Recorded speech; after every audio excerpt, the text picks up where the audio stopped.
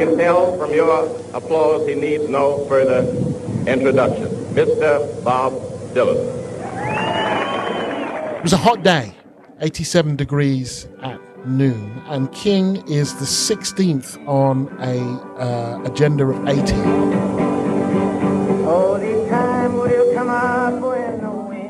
He's a 10th speaker. There's been the anthem, the invocation, the prayer. There have been a range of, a number of singers, including Mahalia Jackson, Peter, Paul and Mary, Bob Dylan. A range of people have sung.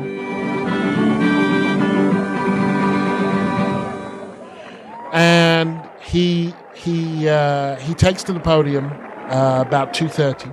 At this time, I have the honor to present to you the moral leader of our nation. I have the pleasure to present to you Dr. Martin Luther King, Jr. And according to Clarence Jones, who drafted much of the text, King keeps closer to this text than he would regularly keep. I am happy to join with you today. Those who wrote speeches for King said they were always King's speeches, basically, but you would be, in Clarence Jones's words, like a very crude architect. You would set up the four walls, and then King, like a beautiful interior designer, would come and he would make it his own. And King speaks very faithfully to the main text. 50 years ago, a great American in whose symbolic shadow we stand today signed the Emancipation Proclamation. But then and if you listen to the speech, and I would advise you to listen to it, it's the most popular, least well-known speech I've heard of. When I told my brother I was doing this book, he said, I love that speech. It's such a great speech. You know, that thing about I've been to the mountaintop and I've seen the promised land, and I said, it's a great speech, but it's not that speech. And he's winding up. He says, go back to Mississippi, go back to Louisiana, go back to South Carolina, go back to Georgia, go back to Louisiana, go back to the slums and ghettos of our northern cities, knowing that somehow this situation can and will be changed. Behind him is sitting Mahalia Jackson, a very, very close and special friend. When King was on the road, he would often call Mahalia Jackson for what they termed gospel therapy. He would call her and he would ask her to sing to him down the phone to soothe his spirit when he was down. And so he knew her well, he knew her voice well. And she shouts, tell him about the dream, Martin, tell him about the dream. She had heard him deliver the dream segment in June in Detroit. King continues. Let us not wallow in the valley of despair. And then she shouts again, tell us about the dream, Martin. Tell us about the dream. I say to you today, my friend. And then, in the words of Clarence Jones, King puts his text to the left of the podium. And in his body language changes from a lecturer to a preacher. And Jones turns to the person next to him and says, those people don't know him, but they're about to go to church. So even though we face the difficulties of today and tomorrow, I still have a dream. At which point, Wyatt T. Walker, the man who advised him not to do that, who's in the crowd, turns to the person next to him and says, oh, he's doing the dream. So that's how we got there. And what's interesting is that when you ask people who were there at the time and who knew King well, to a person, they will tell you that they did not, of all the speeches that he made, this was not particularly one that they thought we would be talking about in 50 years' time. It was a great speech, that none of them, deny that. But many of them have different speeches that they thought were better. And either way, they said great speeches was what King did. And so I spend a fair amount of time in the book looking at why that is. And I want to kind of really suggest two things here. The first is that there is something for pretty much everybody in this speech. If you are an African American, part of a community who's told that you are genetically stupid, that you're poor because you're stupid, that your stupidity is your responsibility, and that your the failings in your community have nothing to do with history and everything to do with you, then to know that the best speech, America's favorite speech, was delivered by an African American in the black vernacular as an indictment of American racism is something to be very proud of. If you are a patriot, there is nothing in this speech that you need worry about. It is a dream deeply rooted in the American dream. Literally and metaphorically delivered in the shadow of Lincoln, that pays homage to the founding fathers, the Constitution, and the Declaration of Independence. It's an American speech. Couldn't have come from anywhere else.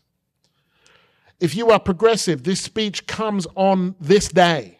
There have been few days like this for American progressives. Fair enough, only 20% of the crowd was white, which was less than what they were expecting. But nonetheless, this was the first march of its kind in Washington. Now, marches in Washington are 2 to a penny, but this mass demonstration, they hoped for 100,000, they got 250,000. Had never been done before.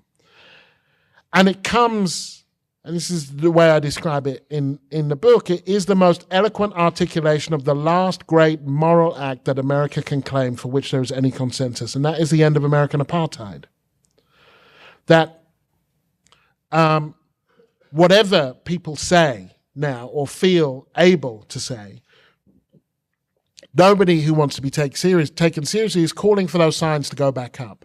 Nobody is calling for a return to formal, codified segregation. And however small that may seem when we see the amount of racism that can still spew from the mouths of those who are elected or unelected, that is no small thing. The end of apartheid is a big thing. And it's, I believe it's the last great moral thing that America can really claim to have done as a country. So there is that. A number of people have something to claim, but there's also something else. King, when he delivers that speech, there is an even number of Americans with a favorable and unfavorable view of him. By 1966, twice as many Americans have an unfavorable view than a favorable view. And then he's dead in 1968, assassinated. By 1999, when Americans are polled on who are their favorite characters of the 20th century, King comes second only to Mother Teresa. So something happens between when he is assassinated as a somewhat marginal and polarized figure and 1999. And this is what I think has happened. First of all, why does he become unpopular? Well, when the speech is delivered, the year after comes the Civil Rights Act. The year after that comes the Voting Rights Act. Legislation begins to kick in, and King understands that the end of segregation is not the same as the beginning of equality. As he says, I have given people, we have won the right to eat in any restaurant of our choice, but we do not have the ability to eat everything that's on the menu because we can't afford it. There are 40 million poor people here. One day we must ask the question, why are there 40 million poor people in America? And when you begin to ask that question, you're raising a question about the economic system, about a broader distribution of wealth. When you ask that question, you begin to question the capitalistic economy. And I'm simply saying that more and more, we've got to begin to ask questions about the whole society. We are called upon to help the discouraged beggars in life's marketplace. But one day we must come to see that an edifice which produces beggars needs restructuring. It means that questions must be raised. And you see, my friends, when you deal with this, you begin to ask the question, who owns the oil? You begin to ask the question, who owns the iron ore? You begin to ask the question, why is it that people have to pay water bills in a world that's 2/3 water? Now that kind of talk in America in 1967 will get you killed. And sure enough, a year later, he is killed. So he starts talking about capitalism. Year after that, in 1967, he starts at the Riverside Church. He calls America the greatest purveyor of violence in the world today, and takes us down against the Vietnam War.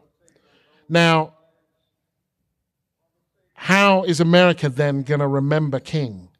Well, it can't remember him if it's going to raise him to iconic status. If it's going to put him on the mall, then it has to sanitize him for public consumption.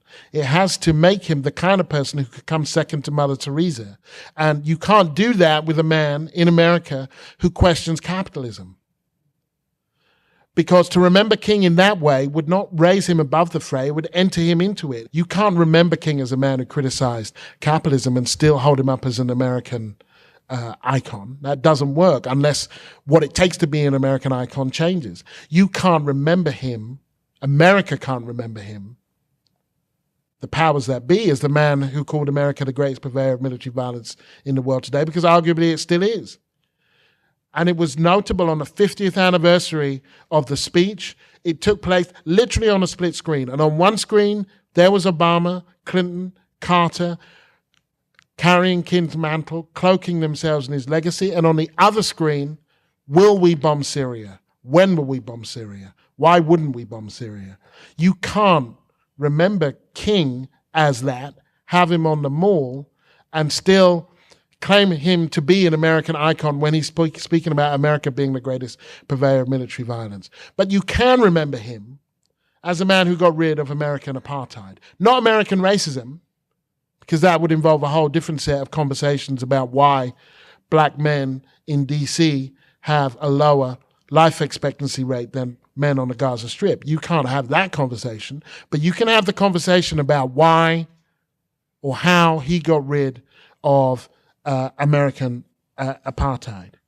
And so that's the way that they choose to remember him. And so I end with just one paragraph where I talk about the process by which King, and through him the speech, can be sanitized. And I say white America, most of it, came to embrace King in the same way that most white South Africans came to accept Nelson Mandela, grudgingly and gratefully, retrospectively, selectively, without grace, but with considerable guile.